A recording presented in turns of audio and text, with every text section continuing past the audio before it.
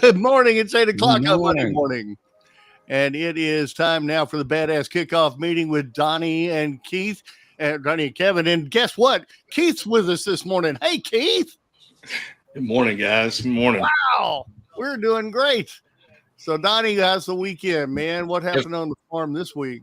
If Keith being with you is your definition of great, we need to talk.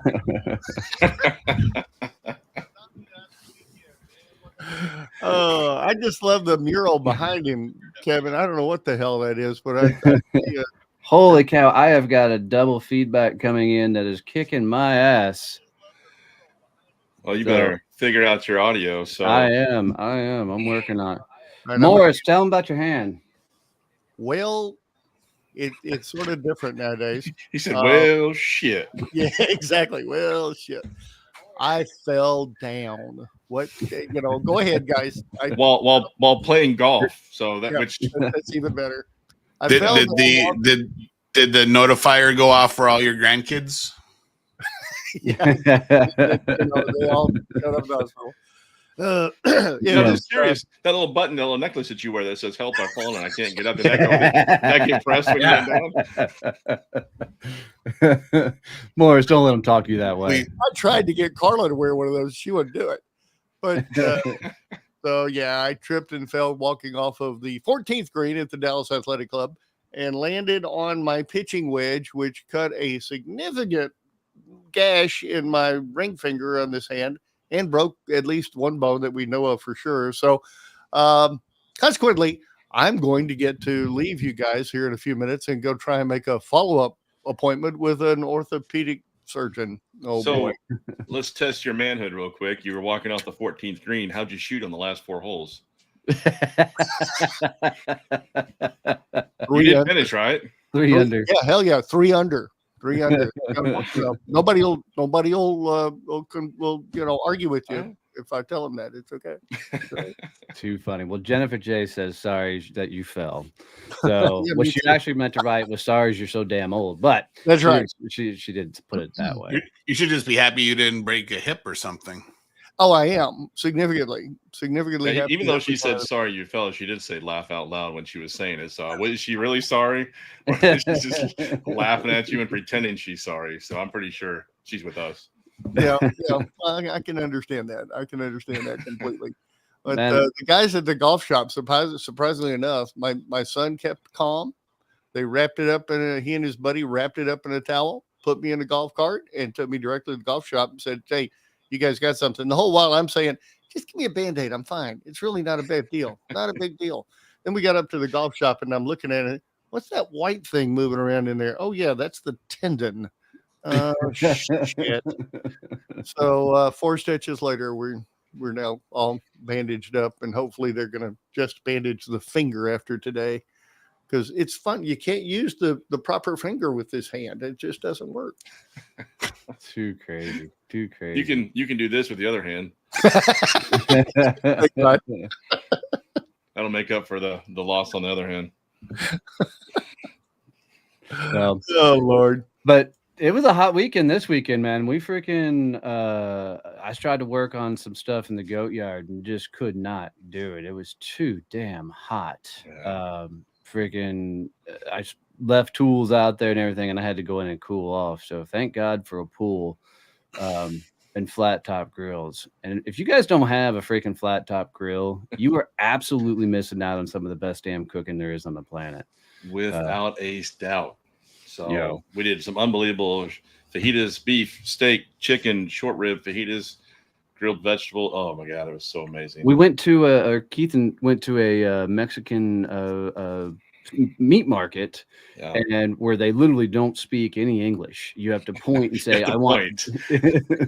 Yeah, it's all pre-marinated and all this amazing stuff, and oh my gosh, I'm like, it was so good. It was so good. So, but besides doing that, also I went out with my older brother, and we actually went and saw our very first rugby game in Dallas, the very last Dallas Jackal home rugby game, which was weird at first because we didn't understand the rules, but the people we were sitting with was explaining the rules, and by the time we were done, we kind of had it all figured out, and it was awesome.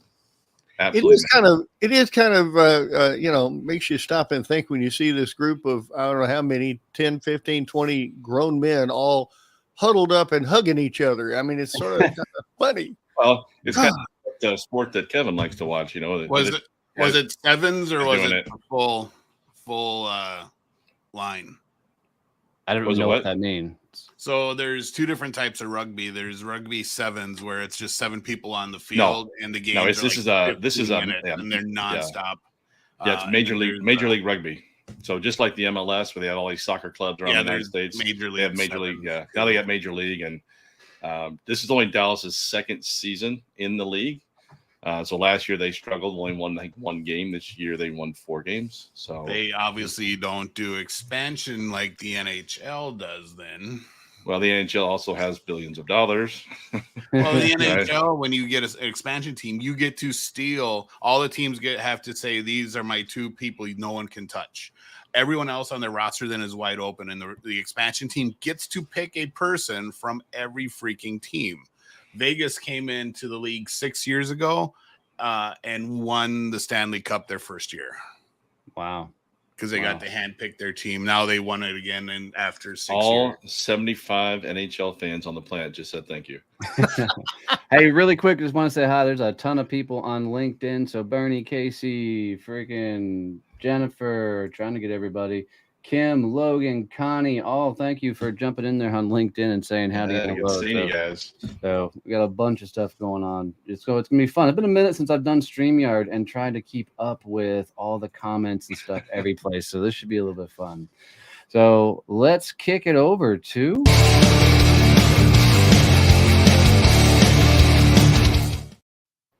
So we're going to jump right into weekly rants. This is where we get an opportunity to talk about the things that are either pissing us off or are things that keep popping up. I don't know if you got one, Kevin, but I got one for the week that we can talk about. Go for it. So, yeah. So the biggest thing that I'm hating right now is the over-automated freaking emails. I'm getting these emails that are twofold coming into my inbox right now. One, everybody somehow thinks that I'm a marketing advertising agency because the email starts off as, we work with agencies just like yours. And then if you don't reply, you get the same follow-up. Hey, Donnie, I'm just following up on the last email I sent you to see if there's any interest in a conversation. And then you get another email. Hey, just bumping this one to the top of your inbox to let you know that, you know, this is something we could talk about. Hey, we're working with all these other agencies, and it's like the same 6 emails. It's like 300 people went out and bought the same email sequence and just changed the first name in it. It's driving me freaking bonkers. Well, and it's horrible follow-up anyway. You know, it's sales 101 not to just call and say, hey, I'm just following up on our last conversation. You know, that's literally means that you're in the never-ending cycle of getting ghosted. If that is the extent to your follow-up. I get them all the time too, and it's just absolutely annoying. Or the other one that I really hate that I'm seeing now is I get an email from a business development rep, and then literally like 10 minutes later, I get a second email from their vice president or their manager or someone saying how the salesperson had told them all about me and that they really wanted to meet. I'm like, shut up.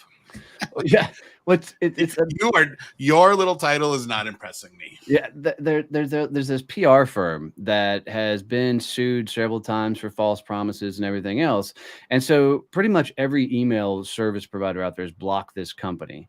And what they're doing now is they're going to get somebody's Gmail account and still doing the same stupid ass reach outs as saying, hey, we can get you on all the top shows and do all this, but let me introduce you to the person who's going to handle it. And then it's the actual person's email address that's been blocked everywhere that they can't get any information out because that's so much bad service. So if you're going to go to cons and tricks and whatnot to get seen, you know, how do you sleep with yourself at night? I think a lot of people take a look at it from a numbers game. Right? They say, if I send out 10,000 of these and I get 5 people that respond, that's what they're looking for. They're looking for that stupid 1% numbers game on the whole thing. And I just don't have time for that shit. No. Yeah, we send out millions of emails and, you know, our launches are $100,000. I'm like, that's because you sent out millions of emails. How about you actually did really good content and you actually increased your close rate and your revenue per buyer, and you actually did 500,000, or you know, like it's literally the you know, it's like cherry picking. It's literally they're just picking the things that are easiest to reach, and they're not actually working for getting the good clients that actually would probably spend more for them and could get really cool results. They just want how much money can we sell today? Yeah. Yeah, you know, I mean, I'm all for automation. Automation makes a lot of things a hell of a lot more simple, but it's got to be logical automation, right? It's got to be like, you've got to know what the sequence should actually be and happen. And you got to also have the ability to step in and take over if your automation is going to fire off in the wrong direction. You know, anything, you know, that allows people to get a direct message or something when they first join, or does based off of different mechanics, is awesome. But if you are no longer going to be human in the process, you're going to lose. I mean, our number one most open email is when people would join the Facebook group, and the second email that fired off that said, hey, would say, hey, I'm sorry, I'm an asshole. I didn't introduce myself. And people would reply back and be like, oh, dude, you're good. I didn't think you were an asshole at all, right? You know, and come back at us like that. And it was an all automation process. So we knew we had the right verbiage and content down, you know, welcome them into that group. Best subject line I've ever written. Oh my God, I'm so sorry, I'm an ass. That's real. I mean, but it's when you write it from a real perspective, people will lean in, because that is basically how I would have said it had I wrote it myself. You know, but we let that. But yet Facebook and all the other social media get mad when you have the word badass in an event name. Yes. It's so stupid. So yeah, because profanity is such a bad thing, and it's highly unprofessional. Yeah, fuck off. Yeah. So go listen to a couple of song lyrics, and they're okay with that. But, right. Yeah. Don't say badass. Yep. Yeah. Some of those song lyrics, I heard one over the weekend. I'm like, did she just say what I think she said? And yeah, she did. Play it on the radio. Like, how does that work? Yeah. No damn clue. I'm trying to get over and check out who's all on Facebook as well. If you're on Facebook, comment and let us know you're there. I couldn't find our Facebook feed. I'm like, what page is it under? It's on my profile. So it should be live right there. I can. Oh, your profile or your personal one? My personal profile is what is out there on. Should be. Of course, that's only if I set it up right, which is who knows. Again, we're back to that 1% chance at work. Right. Dun, dun, dun. That's why I'm not logged in. So, all right, there we go. Now it should get me over there. So let's kick it up, and we are going to move this bad boy right along. And we're going to do facts of the day. So, boom.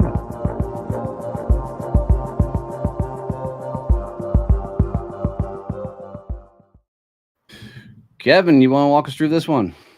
Sure. So it's pretty much what the title says. Facts of the day. It is our. I'm like, there's not a lot to walk through here. It's a fact. We're going to share some really bizarre facts about the world we live in, or business, or whatever we found. So my first one is Australia is wider than the moon. Really? What? Yep. The moon is 3,400 kilometers in diameter, so just over 2,100 miles.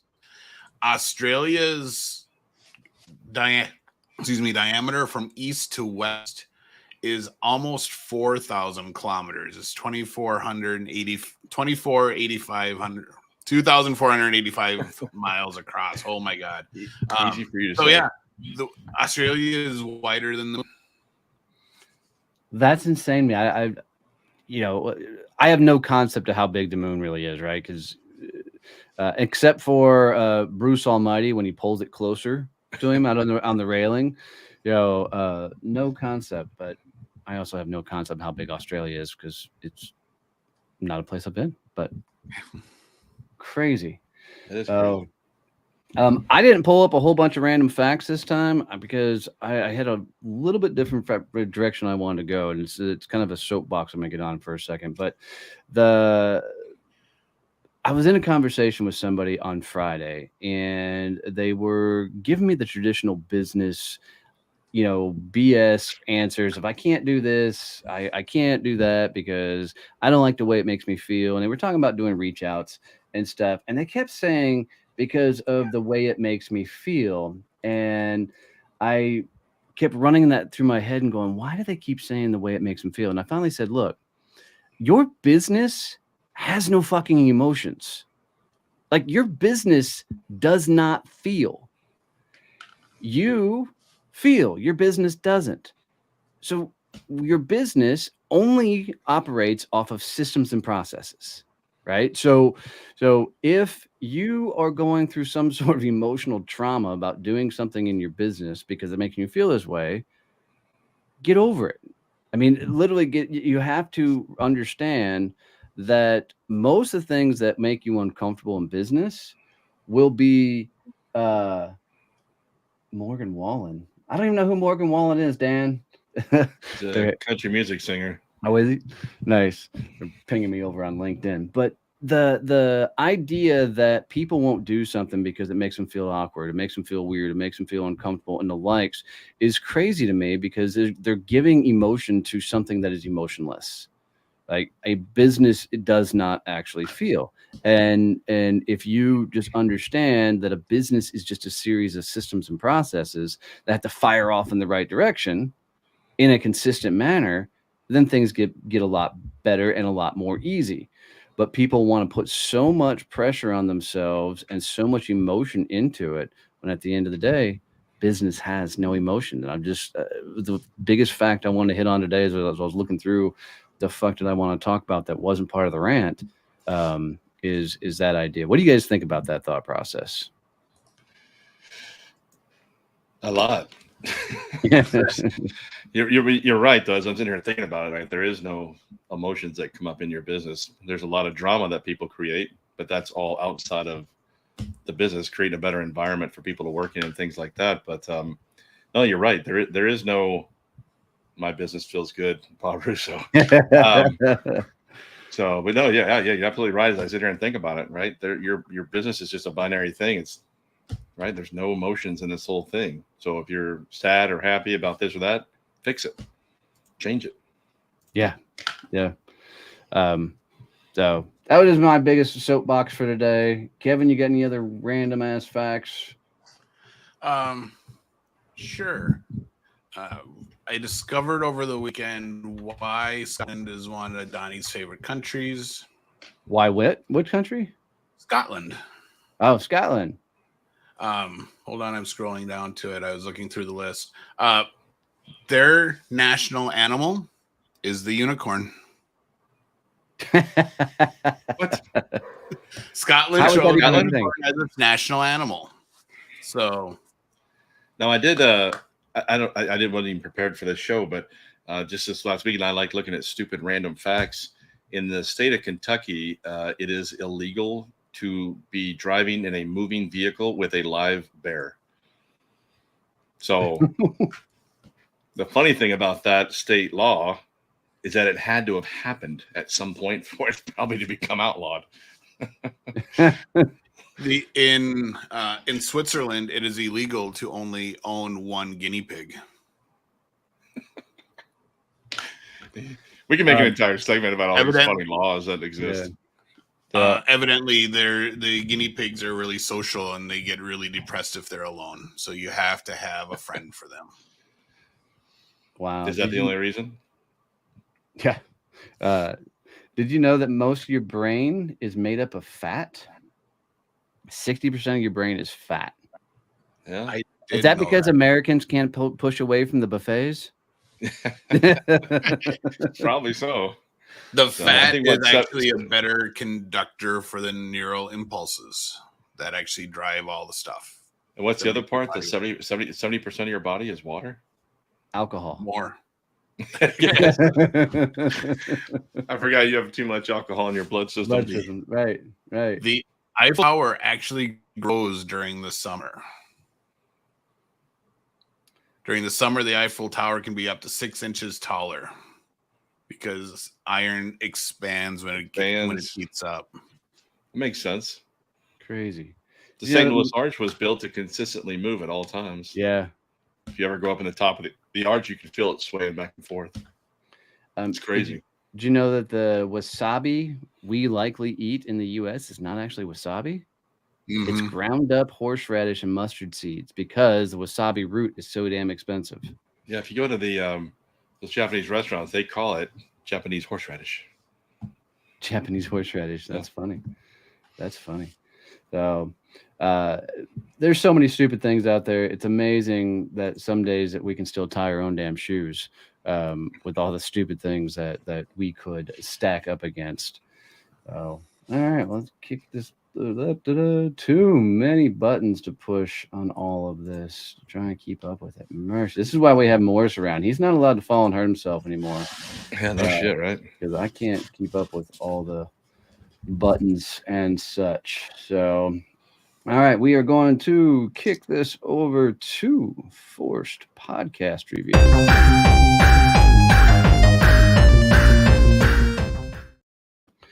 So Kevin actually found me a really damn good podcast episode.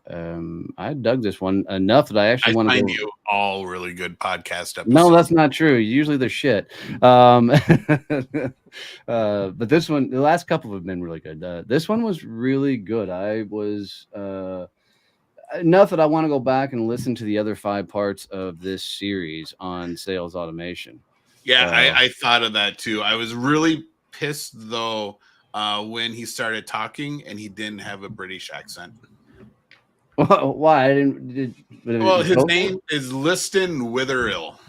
Well, that's kind of British. Like, there's got to be the posh British accent showing up for this. I'm like, I was so disappointed. But I'm putting everywhere I can the links to the show that Kevin had me listen to, and each week, man, we give each other a podcast to listen to and go through. And so this one was from the DOAC. It's a famous show. I can't remember what the DOAC stands for. Diary of a CEO with Stephen Bartlett, and he's interviewing. Wait, am I doing? Is that no? That's the one I gave you. That's the one you gave me. You gave me Modern Sales with Liston Witherill. Oh, obviously from England. Yeah. Hold on. Oh, good. Here's one. Sellers Become Marketers, Part 6, Automating Like a Marketer. Yep. So this one was pretty cool. The way he was breaking down how to do the automations and the like through there. This is something we continue to look at and dive a lot further into our business, and how do we get a lot of this better, more right, and how do we get everything set up and going is from an automation standpoint. And you hear this crap all the time, but one of the things he started off with was make sure you know what you're trying to accomplish. You're having that end game in mind. What are you trying to get to? What do you want? What's that final action you need somebody to take, and build back from there. He broke down several different tools in there, some that I want to go look at just to see how they work. I'm always leery of any sort of automation, that's like a information gatherer or, a scraper, any sort of that, because of QDPR and all the other rules and regulations out there. You got to be really cautious with a lot of things. But I'm always fascinated to learn what people are trying and doing out there. And then what's funny is he brought up the site Handwritten, which is one, that I freaking looked at when I was looking for the postcard project that we were working on. We ultimately didn't go with Handwritten. We went with Letter Labs, but all the way down to the idea of automating your postcards was pretty rad. What'd you like about this episode, Kevin? So I actually liked. He started going through the 3 things that salespeople need to understand about automation, and I liked the number one was really the big one for me. The fact that they need to understand what all the steps in the process are. Yes. And which led into number 2, that they have to understand the if then thought process, because that's what drives the automations. If I do this, then this is going to happen. Type thought process, which is really the key thing when you automate, especially when, like what I do with sales teams, you know, the automation hinges a lot on the salesperson's activity and things that they're doing to make sure the automation actually fires correctly. So, you know, if I don't do this, then this won't happen, and things are going to be screwed up. Or if I do this, then this thing goes out, and it's really key within the automation realm to have that, you know, that comprehension within a process. Yeah. I love it when anybody can break down steps that you can just quickly wrap your head around, and you know the process to follow. I'll speak from a sales guy perspective. One of my biggest things that I always look at this kind of stuff is I just want the results. I don't care how it works, right? Just get me the results from it. And unfortunately, to make it work or to get the results, then some of these you actually got to know how it actually freaking works. So Yep. It's usually a pain in the ass to come from that perspective, because you know it's like walking up to a top salesperson and going, "How do you sell?" Most times they can't tell you the steps that they go through to sell. They're like, "I just sell." Right? I do some reach out. They're like, "Well, what language do you use?" I don't know. I just talk. Right? On a production point for them, I loved his tease at the end of the episode. Ooh, I don't remember. So he literally did a tease for the upcoming episode, and I was like, "Oh, I actually want to go listen to that episode now." Huh? So, it wasn't. I didn't realize he was doing a tease for the episode until it was done. And then I realized like what he had done. I'm like, that was actually really smooth and effective. And I hadn't heard that from other podcasts that we'd listened to before, where someone's like, you know, did that so well. Normally it's, you know, it's really horrible. Like on a news show next week on such and such, we'll talk about this, but he actually did it in a really, really effective, less salesy way. So Nice. I'll have to go back and listen to that. I don't remember that, so maybe I didn't get to the end of this one. Possible. So I got this new puppy, and out trying to do my morning walks with the dogs has been a new, interesting, learned endeavor, because she gets about a quarter way into the walk and just gives up. She's like, "I'm done. I don't want to go any further." So there's a chance. My kind of girl.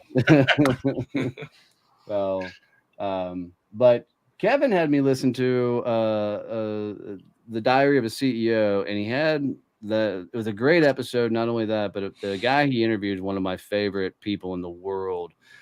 I could not be as disciplined as Tim Grover is, but if you've not read Tim Grover's book, what the hell's the name of Tim's book? Hold on.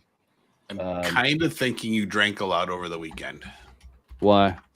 Because you actually had me listen to that podcast. Well, that's what I meant. I'm like, God damn, he's still drunk. Nah, just trying to do too many things at once right now this morning.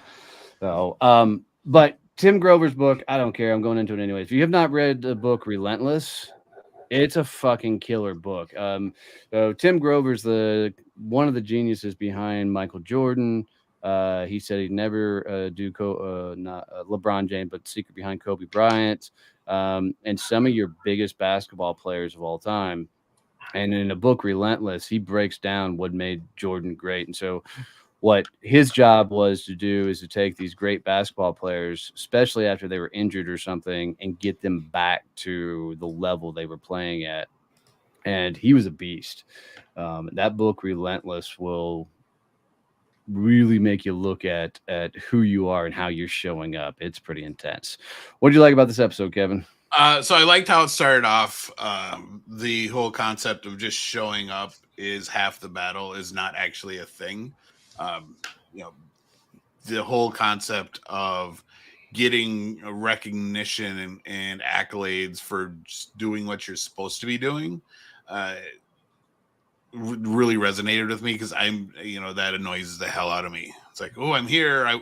That's good. I'm like, well, yeah, that's your job. You're supposed to be here. I'm not going to recognize you and make a big deal about you doing the minimum.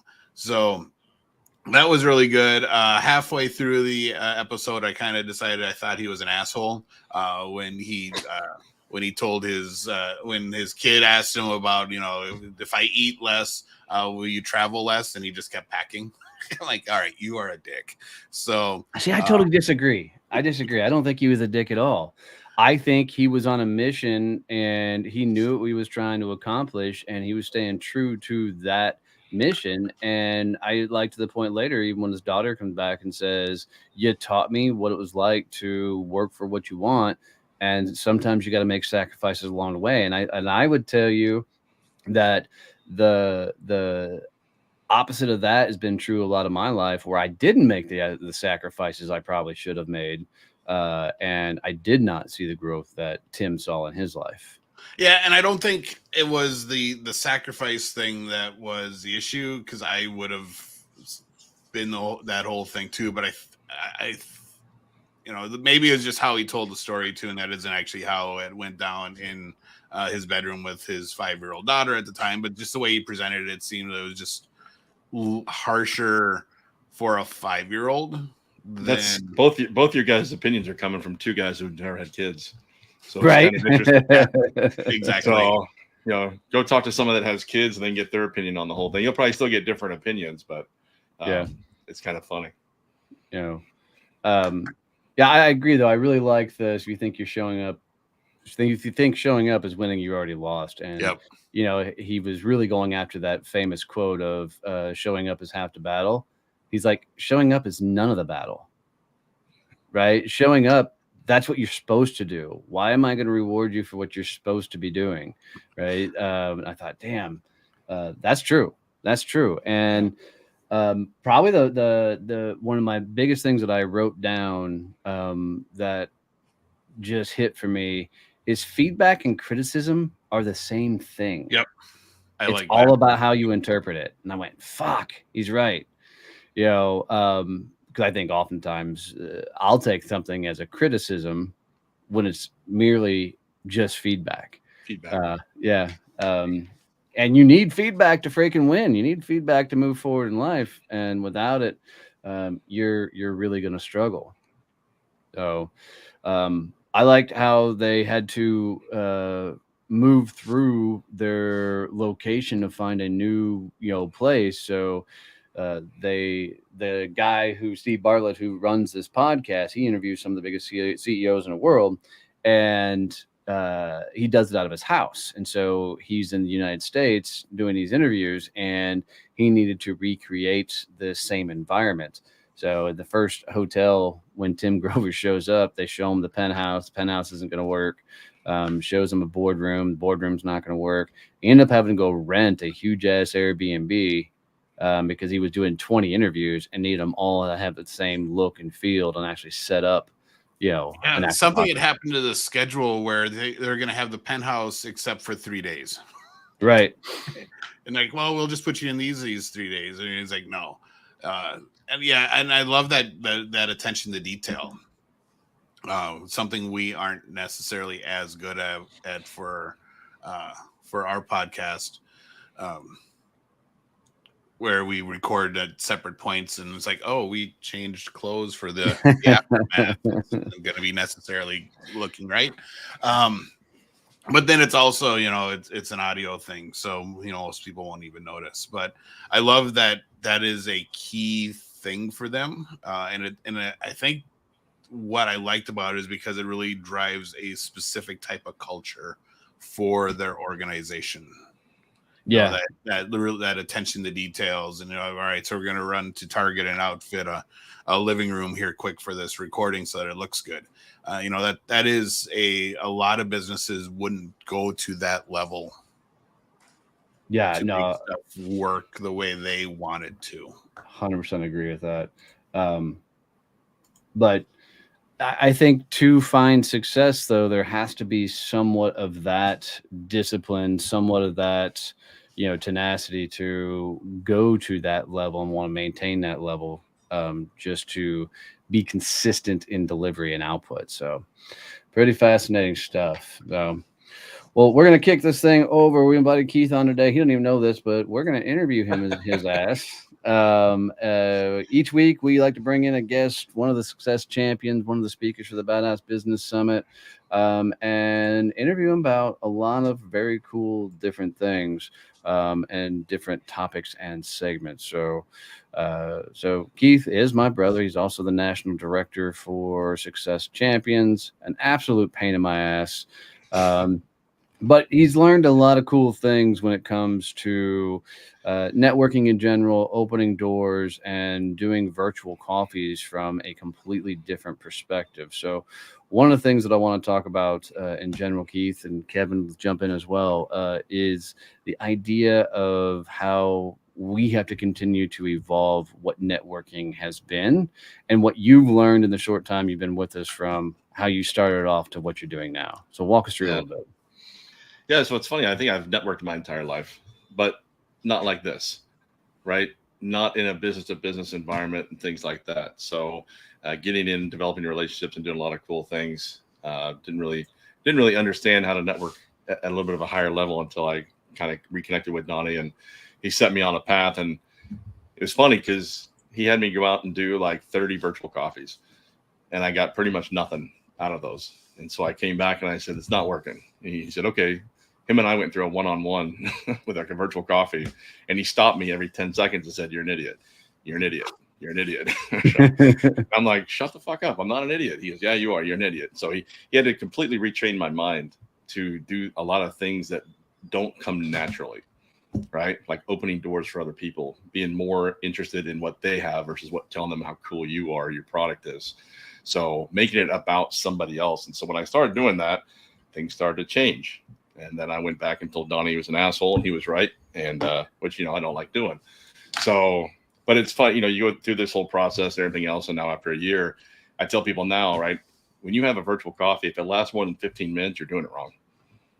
Right? These things should be in, they should be out. You're not spending a lot of time. You should be able to do 10 virtual coffees a week, and it's going to take you a couple hours of your time. It should be nothing, 2.5 hours at the most to get through 10 virtual coffees a week, which is nothing when you're talking about that as part of your business development. So, yeah, I think, even for me, as we were building Success Champions, I was really kind of caught up in this game of, it's a volume sum game. How many people can you meet? How many people can you put in your Rolodex? And it wasn't until I started trying to teach others how to do the things I was doing, was I realizing that I was doing shit just a little bit different than everybody else.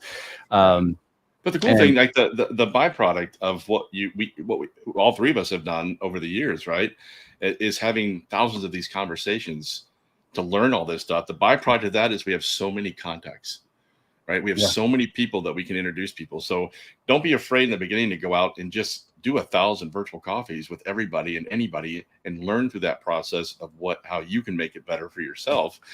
Because there's a lot of cool things that'll happen along the way that it may not be for your business, but it might be the fact that you can start helping more people by opening more doors, because have met so many cool people through that process. It's kind of nice having that many contacts. Oh, and it's a lot of people will prejudge who they should meet with, and they won't take a virtual coffee meeting with someone if they don't fit a certain list, or demographic or whatever their qualifier is. But I think that's really short-sighted, because you don't know who those people know. You don't know what they do outside of the little bit that you might know about their business. You don't know that, they own 3 other companies, or they're sit on this board, or they do these things. You have no idea what doors those people can open for you until you get into their world and start asking them questions and learning about them. And a lot of people will look at just that high level info they get at the invitations, like, oh, I don't want to meet with that Keith guy, he's a dick. And then they'll miss out on a huge opportunity. Well, that kind of goes back to me saying, those people that do that don't really know how to have a correct virtual coffee. Because if you've ever gone through like the Foursquare and Cap with Donnie and done that, right, you're going to find all these people that they know that could benefit your business. To Kevin's point, right? It's pretty brilliant when you know how to get the right information out of anybody. You can go have a freaking virtual coffee with a travel agent and find a referral partner. So, but you got to know before you go in, you got to know what you're doing, the questions you're asking, who you're looking for. You got to know this stuff. So I wasn't picking on you, Morris. Travel agent. I thought that was a great idea. I would love to talk to more travel agents. I'm with you. Yeah, go for it, brother. Right on. Are there resorts for people who fall down a lot? There are, and there are doctors who will see me today at 3:00. Believe it or not. So nice, very cool. What kind of psychiatrist was it? He specializes in old people concerns. So look, geriatric psychologist. I like it. Yeah, right. Yeah. The one thing that I've learned when it comes to virtual coffees, networking, getting to know people is the whole idea of just getting to know somebody is so overrated. For me is let's get in, let's do something. Let's turn this conversation and let's get something out of it versus all the chit chat and all the small talk. I mean, I'll say it till I'm blue in the face. I suck at small talk. I really just don't care what you had for breakfast, what the weather is, all that kind of stuff. But if you want to talk business and open doors, now we've got something we can talk about. Well, the people that don't like the small talk, because I don't like the small talk as much either. What I do is I tell them, drop names, be a name dropper.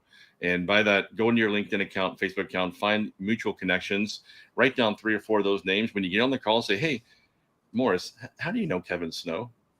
Just curious, right? Now you've created an environment where it's a little bit more of a safer environment where you can have an easier conversation because they know that you know one of their friends, and you can have a quick conversation about how they know each other, and then boom, right into the business side of it. Yeah, and that's right. I do that a lot, especially if I know how the person got onto my calendar, because then it's like, all right, so how do you know so-and-so? If it was that introduction and I know where the introduction came from. There are times though where people get on my calendars because they got a link that I dropped at an event, and then they'll join, and then I have to. Thankfully, I've learned to look at my calendar before I just go into meetings. So it's like, oh, who is this person? Yeah. Why are we meeting? And then I can go do a little research and figure out the connection. Or at least if I have time, like I love doing that research, and I figure out who made the introduction, who did this. But there's times where I don't have time, right? I'm going from one to the other to another event, everything else. And so the first question I'll ask if I don't have the time is, hey, how in the hell did we get on this video call? That's my move. Who do we know that put us together on this video call? Because I'm excited to talk to you, but I'm just curious, how this happened. I've got one right now on my calendar. I have no earthly idea who this nice lady is. And I have no earthly idea how we got connected. She found a link somewhere, and maybe I sent it to her. God only knows. Hey, some people are resourceful. It's on my calendar. Yeah, there you go. Bob is asking us to suggest some tools to keep track of all your contacts. So I'm going to just speak my truth. I don't. We have CRMs that have everybody's information in it. We have Excel spreadsheets. But truthfully, for me, I'm a top of mind guy. And I'm just really good, and I've been wired to remember a lot of people and a lot of things that they do. And my brain works and maybe it's a weird thing that when I hear something, I can automatically go, ooh, I know that person, that person, that person, that person, and I will make those introductions. If you're not that built that way, which is just how I'm naturally wired, then I would tell you that you need to create a database, whether it's a CRM or the likes, that allows you to, at minimum, sort people by industries or search people by industries, because, there's damn near no one I can sit across from that I can't make an introduction of some sort. It may not be the ideal introduction always, because let's be honest, financial advisors, realtors, for me are always very, very hard people to introduce to others because there's so many of them in the marketplace, and I'm not picking on them, right? But there's not a lot there unless they tell me that they're looking for, like, some other networking or there's some other way to get involved with other organizations and the like, then I can introduce them to people that can help them get where they want to go. But I think a lot of the conversations that happen on virtual coffees is this stupid get to know you stuff when, you could just be opening doors. I'm with you on that. My entire career, I've always had incredible recall. I can recall conversations I've had 27 years ago with absolute clarity as to what that conversation was and who it was with, where we were at, what we were eating, everything else. So, but I actually met with Amanda Costura maybe 3 or 4 months ago, and she shared with me a spreadsheet that she has. And what she does is she actually sends you a link after your virtual coffee. You go in there and you fill out all of your own information, and then it goes into her database, and she keeps that database live as like a living document. So if any of you are listening today, go schedule a virtual coffee with Amanda and have her share that with you and ask her how she set it up, because it was pretty incredible to see. Yeah, Eli Delaney is in our group in Collin County, and Eli has a CRM that he's just designed and put together and put out on the marketplace that is wildly amazing what all it'll do. So if you really are looking for a CRM, check out Eli. He's an SCM member, of course, and nice guy too, but I think he's got a really nice product there as well. So one of many you might want to talk to.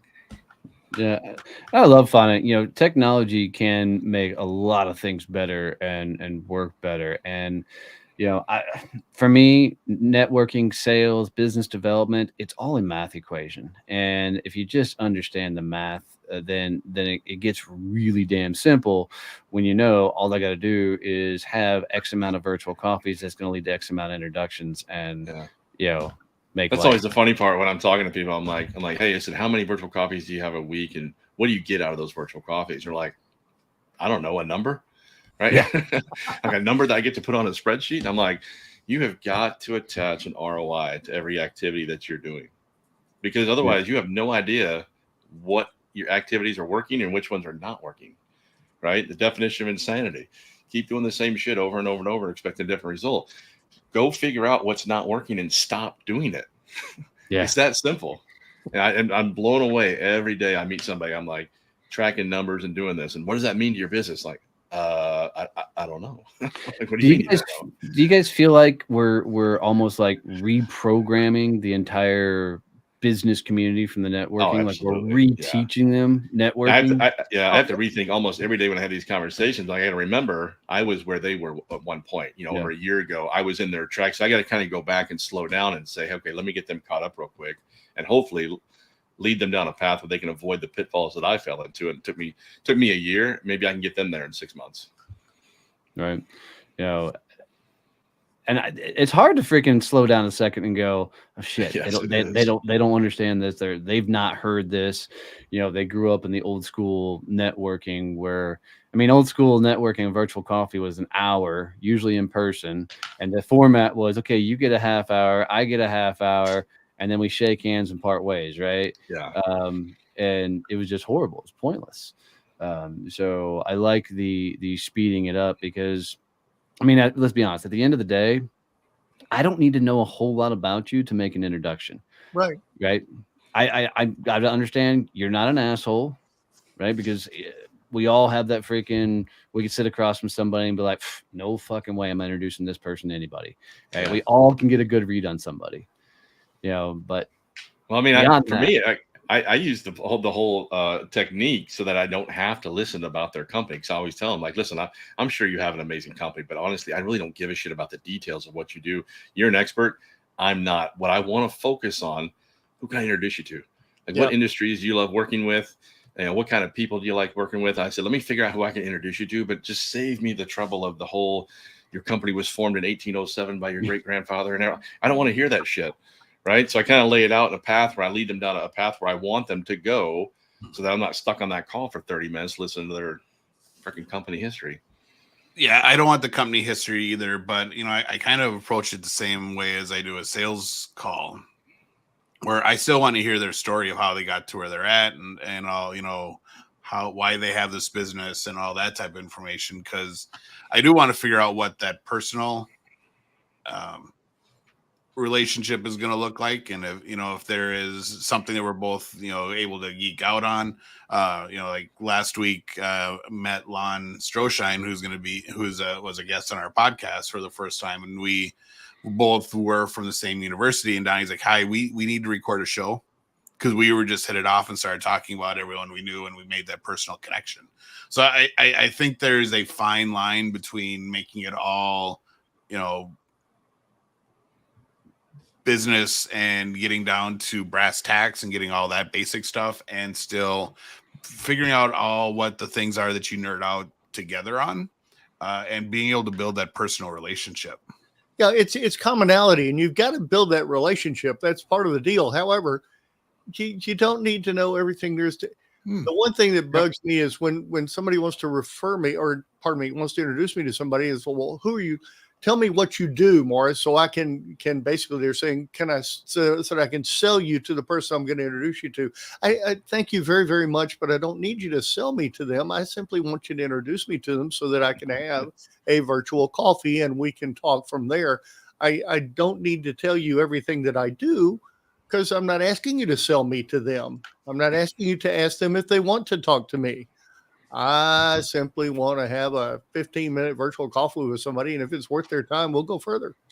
Yeah, I think what gets me in trouble is I'm very much the cocky enough to think that if I'm going to put my name in front of an introduction, I don't need to do all of the over-the-top introductions and write this elongated thing out. I do think that most people should make a proper introduction and say, hey, Bob, go meet Sam. Bob does XYZ. Sam does XYZ. Go meet. That's just too much for me. And anybody who gets one of my introductions, it's always going to be, hey, Bob, go meet Sam. Have a virtual coffee. Give me a good conversation, right? But if people have to explain beyond, what, or have to try and convince or sell somebody to have a conversation with me, I likely don't want the conversation in the first place, because they're already too fucking skeptical of, just a business conversation that should have a proper outcome. That's not a sales call. So I know people always show up funny for me. It's really simple. Go have some good conversation. But I am like Kevin. I do like to hear their story and background. I'm just going to control how they tell me the story. Yep. Yeah, and I want to do it a little bit backwards, right? Because if I go on and have that, I really don't care in the first call, because in that first call, I'm going to decide if we're going to be referral partners or do business together.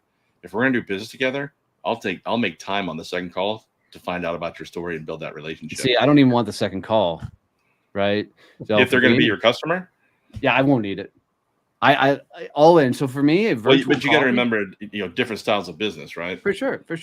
But for me, a virtual coffee is a sales call. So within a half hour, I should be able to identify, do I think they can afford any of my services? Would I have a drink with them? Can I open doors for them, or do I want to do business with them to make an offer, right? So I'm going to put them in a box, and then whatever box I put them in, it determines the outcome of that call. And sometimes it's just straight, let me get you some introductions. Sometimes it's, hey, let's talk about our services, but half hour, clean in, clean out.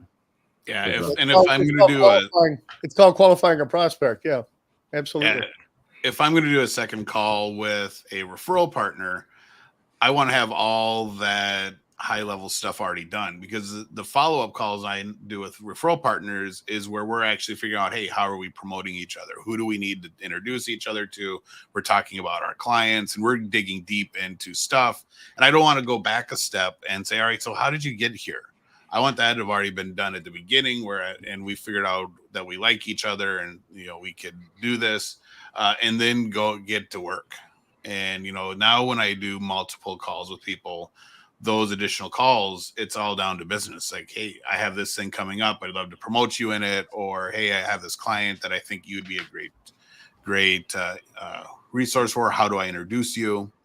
How do we get you in front of them? Blah, blah, blah, all that type of stuff. So I think this will be should be a conversation we should keep diving into, because we're definitely all have a little bit different perspective, because I literally don't want a second call. Unless there's a collaboration of some sort, we're working on a conference together or something. I want it all to happen right then and then get out. If I got to do a second call, and that's just a lot of extra work. So I want to do it all in that 30 minutes and get out. So, and I want that second call because that means they're usually digging more into my business and figuring out who they can refer me to even more. So I'm looking for that second call. I think that second call is where you figure out the collaborations. Yeah, I don't. I think it's all done in the first round. See, this is why we should explore this further and the different techniques, because I think we're hitting it at such a high level of just the different ways of doing it, and all three are still beyond what we were all raised on. Oh, absolutely. Hell yeah, no doubt about traditional. That. Hey, what's going on this week, Donnie? So upcoming trainings, we got all kinds of things going on inside of Success Champions. So, that's July. Whoops, I need to kick it on June. So this week, Morris is going to be actually teaching and becoming a champion on clarity. Don't wave your hand around, man. I don't want you to get lightheaded with the blood, leaving. We have so Morris teaching that. Kevin and I will be hosting a live Q&A for the Growth Mode podcast for all the members inside of Success Champions. So it's your chance to come in, ask questions, talk about your company, and then be aired out on an upcoming Success Champions episode. Those are always a blast to do. In September, we have the Badass Business Summit here in Fort Worth, Texas, with some phenomenal freaking networking speakers, content. This is the room you're going to want to be in if you really want to get around a bunch of people that are going for it, building their businesses, and you want to network with some of the best of the best. And my favorite thing about the summit, beyond the networking, is the speakers are also attendees. So not only will they speak on stages from guys like Jared Morgan, who literally just sold his company for $500 million. Not only will he be speaking on stage, he'll be sitting in the crowds. You get a chance to interact, network with all the people that'll be there. So it'll be a hell of a time. That was billion with a B. Just in case anyone was not sure what they heard there. That was $500 million. I feel like it should be Dr. You're going to put the pinky up? Yeah, that's what it sounded like. So I'm going to say it one more time, Donnie. The thing that drew me to SCN from the very beginning was the summit, and it was because everybody there genuinely cared about my business. It was amazing. Never been to a networking event where everybody else was concerned about what do you do, how do you do it, and how can I help you find somebody that you can do it with.